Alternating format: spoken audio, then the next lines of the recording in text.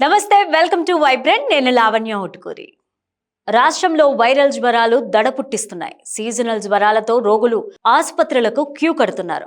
ఒక్కో ఇంట్లో ఇద్దరు ముగ్గురు కూడా జ్వరాల బారిన పడుతూ ఉంటున్నారు.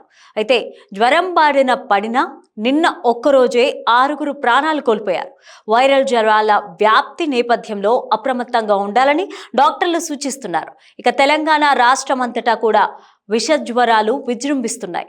డెంగ్యూ, మలేరియా, టైఫాయిడ్, చికెన్ గున్యా వంటి సీజనల్ వ్యాధులు పంజా విసురుతూ ఉన్నాయి. పట్నమన్న తేడా లేకుండా అన్ని చోట్ల సీజనల్ వ్యాధులు వ్యాప్తి చెందుతూ ఉన్నాయి.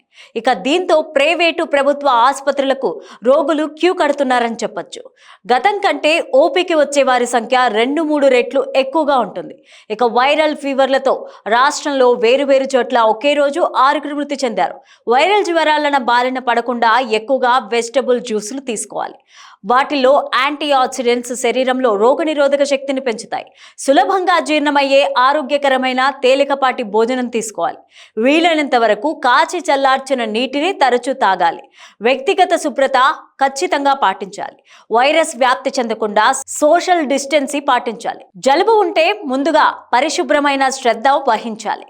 వర్షాకాలంలో ఇంట్లో ఎక్కడా కూడా నీరు పేరుకుపోకుండా చూసుకోవాలి. ఇది డెంగ్యూ, మలేరియా వంటి వ్యాధులను వ్యాప్తి చేసే దోమల నుంచి మిమ్మల్ని మీకు కాపాడేలా చేస్తుంది. For more videos please subscribe to vibrant.